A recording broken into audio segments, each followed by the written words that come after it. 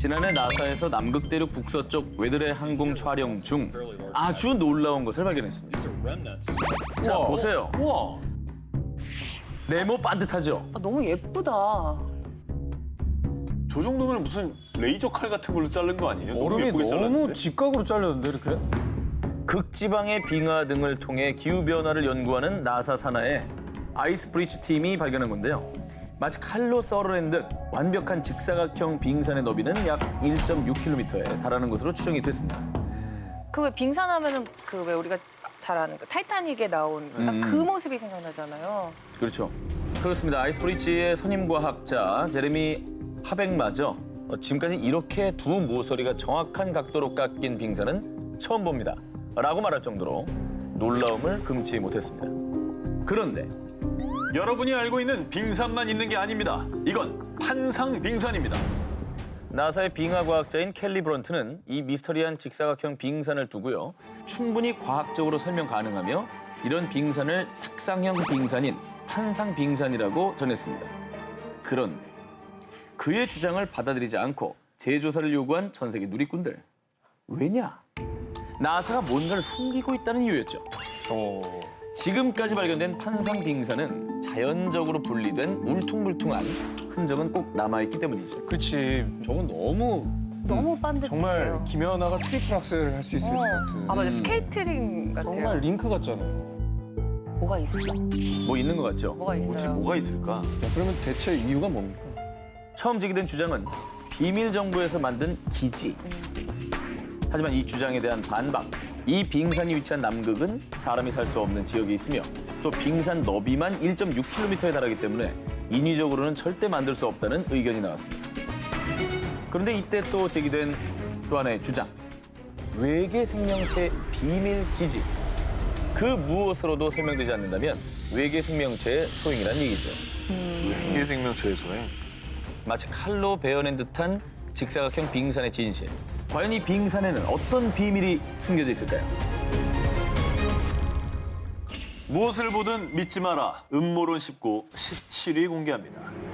노트르담 대성당 화재에 누가 있다?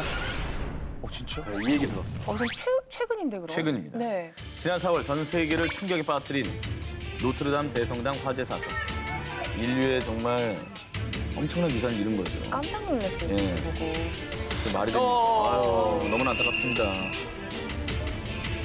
800년 역사를 자랑하는 노트르담 대성당은 중세 고딕 양식의 대표적이자 인류의 문화유산 그 자체였습니다.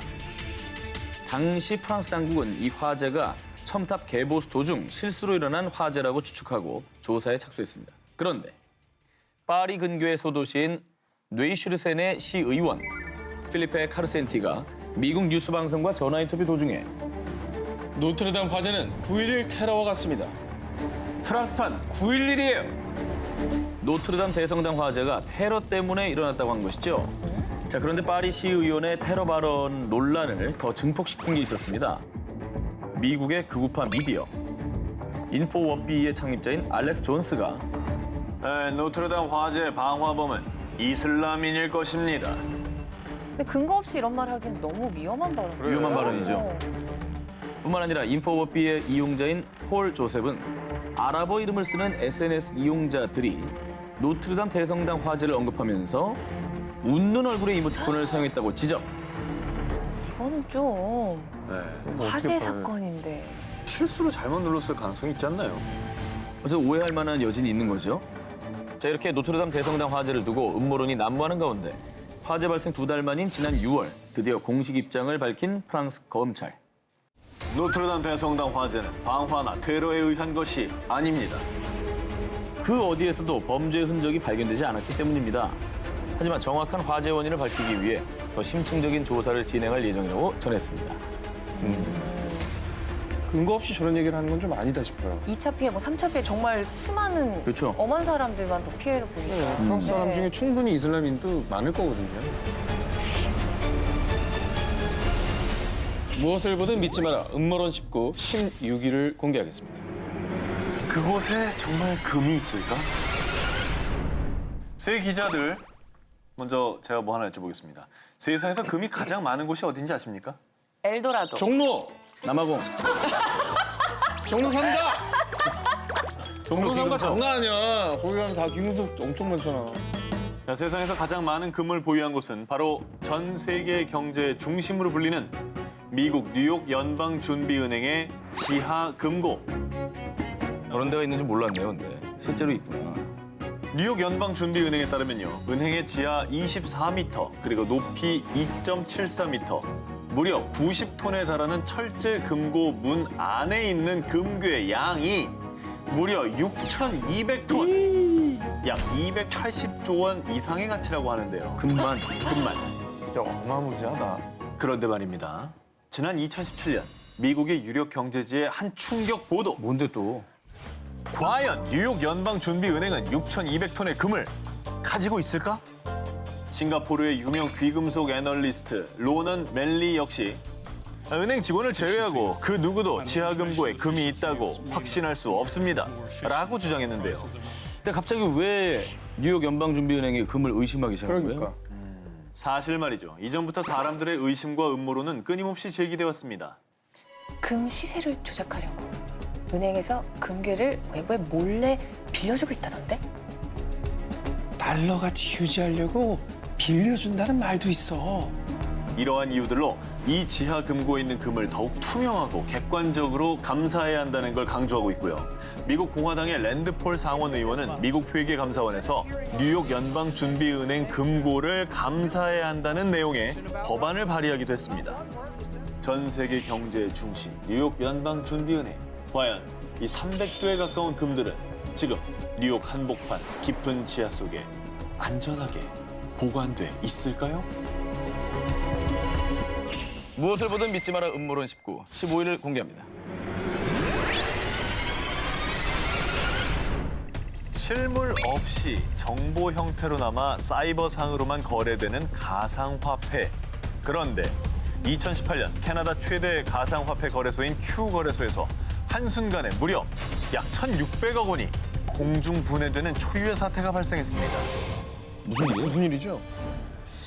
이 Q거래소는 고객들의 가상화폐 대부분을 해킹에 안전한 오프라인 지갑, 콜드 월렛에 보관했습니다. 이 콜드 월렛은 반드시 비밀번호를 알아야만 가상화폐를 입출금할 수 있는 시스템입니다.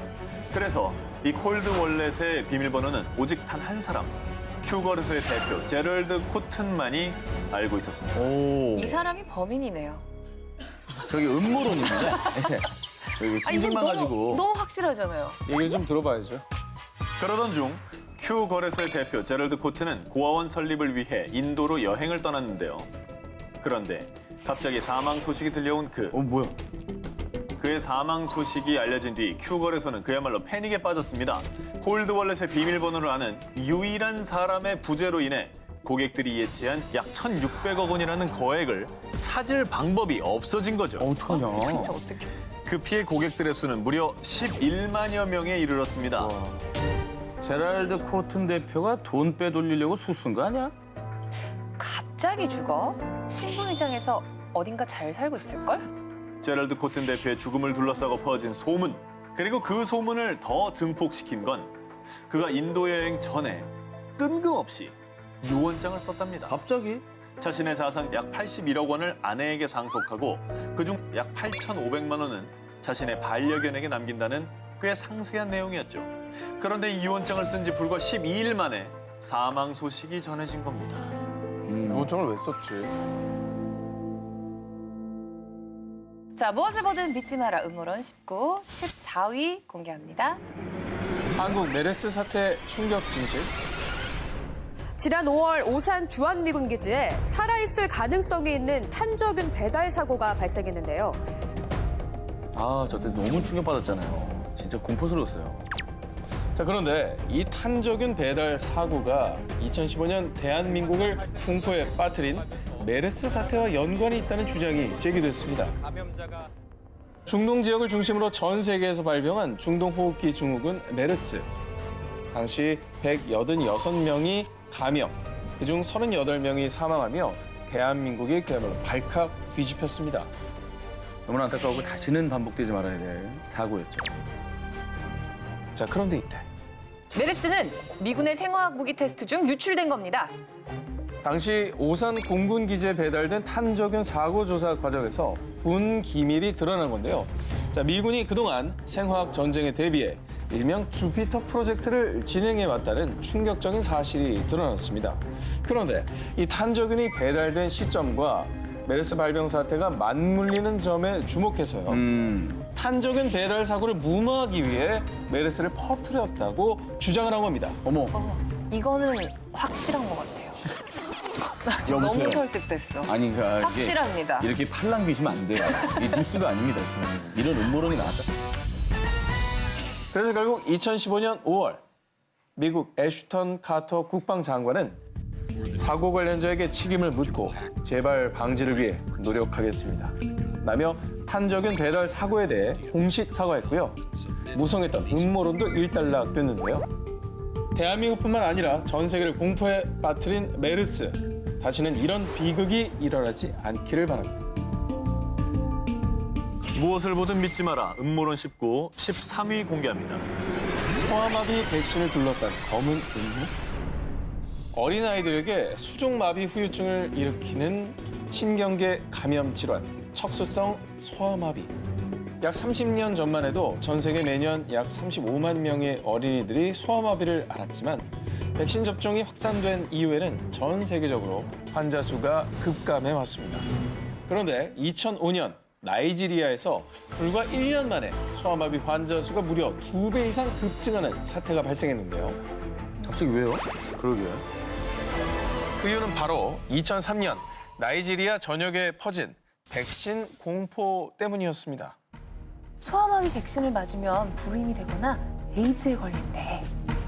나이지리아에 이런 괴소문이 퍼진 이유. 나이지리아에서는 아프리카에서도 인구가 가장 많은 나라고요. 인구수가 약 2억 명입니다. 때문에 인구를 통제하려는 서방 국가들이 소아마비 백신에 병원균을 넣어 나이지리아의 인구를 대거 감축시키려 한다는 얘기였죠. 아니 무슨 인구를 조절하려고 죽인단 말입니다. 말이 안 되는 소리인데. 말도 안 돼요, 저. 이거는 플랑기어도 못 믿겠어. 아 이거는 아닌 것 같아요. 말도 안 되는 거지. 또 아이들한테. 그럼. 그런데 이 괴소문을 더 심화시킨 일이 있었습니다. 과거 미 중앙정부국이 벌인 가짜 백신 작전 때문입니다. CIA는 파키스탄에 숨어있던 9.11 테러 주범 오사마 빈 라덴을 잡기 위해서요. 파키스탄 주민들에게 B형 간염 백신을 접종한다며 피를 뽑은 뒤 빈 라덴의 DNA와 대조하는 비밀 작전을 벌인 적이 있습니다. 아, 진짜? 그런데 이 작전을 2011년 영국 유력지에서 폭로하면서 나이지리아 국민들의 불안감에 기름을 들이부었습니다. 이어서 나이지리아 북서부 카노 지방의 주지사는 소아마비 백신 접종을 금지합니다. 대놓고 백신 보이콧을 선언하며 그 일대는 금세 소아마비의 온상이 되어버렸습니다. 하지만 이 소아마비 백신을 둘러싼 괴 소문들은 서양국에 대한 불신에서 확산된 음모론이었는데요. 아무 근거도 없는. 누가 퍼뜨리는 거예요, 이거? 이후 세계보건기구 등에서 적극 나선 결과 다행히도 2014년 7월 이후 약 1년간 나이지리아에서 소아마비 환자가 한 명도 보고되지 않은 뜻깊은 성취를 이뤄낼 수 있었다고 합니다.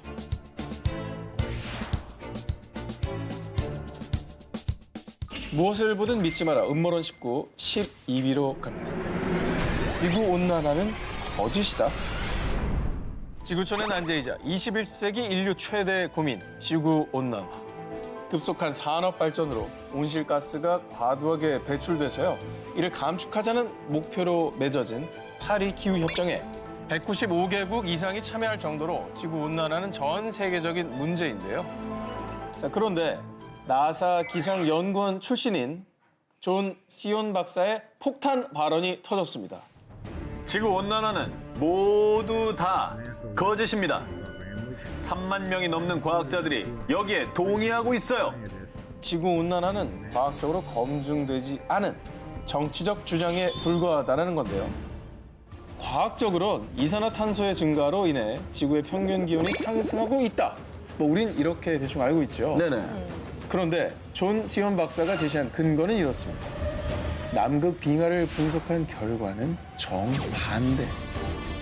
계절 변화에 따라 기온이 오를 때 바다에 녹아있던 이산화탄소가 배출되었을 뿐이라는 거죠. 그리고 최근 20여 년의 기상 자료를 분석한 결과 기상 이변은 없었다고 하는데요. 없었다고요? 그러면 여기서 왜 지구 온난화의 위험성을 강조를 하는 거예요? 왜? 존 시언 박사에 따르면 세계 여러 정부가 환경세를 명목으로 세금을 거두고 에너지 업계에서 돈을 끌어내기 위한 정치적 음모라는 건데요. 근데 이것도 일리가 있는 네. 소리네. 사실 더 중요한 거는 정말 지구가 병들어가고 있다는 것이 진실이 팩트죠. 아닐까. 네. 무엇을 보든 믿지 마라 음모론 19 11일을 공개합니다. 누가 스타 기자를 죽였는가? 미 정부와 군의 비리를 파헤치며 일명 오바마 정부 저격수로 유명했던 미국 휘 언론 매체 기자 마이클 헤이스팅스. 특히 2010년 당시 아프가니스탄 주둔 사령관이던 스탠리 맥크리스털이 오바마 대통령의 외교 정책을 비난하고 참모진들을 무능하다고 직언한 인터뷰를 단독으로 보도. 이 기사를 통해 언론인들의 영예 조지 포크상을 수상하며 스타 기자로 등극했습니다. 그런데 2013년 6월 새벽 4시경 헤스팅스 기자가 로스앤젤레스의 한 도로에서 교통사고를 당해 현장에서 바로 숨을 거두는 사건이 발생했습니다. 되게 큰 사고였네. 오. 자, 그런데 말입니다. 이 사고에 석연치 않은 부분이 있었는데요. 당시 사고 영상을 준비했습니다. 이게 있어요? 영상이? 멀쩡히 달리던 차가 갑자기 중앙선을 넘어 나무를 들이받았고요. 아, 지금 저렇게 도는 거야? 옆으로? 도네. 갑자기 돌죠? 아무것도 없었는데? 그리고 아무것도 없는데 왜 갑자기 뭐야? 그래요? 그리고 차가 갑자기 약 60도를 회전했습니다. 그 어떤 스키드 마크도 발견되지 않았습니다. 그런데 누군가 일부러 헤이스팅스를 죽인 겁니다. 헤이스팅스 기자의 죽음을 둘러싼 의문들이 제기된 건데요. 그 이유, 폭로 전문 사이트 위키릭스가 공개한 한 통의 메일 때문이었습니다.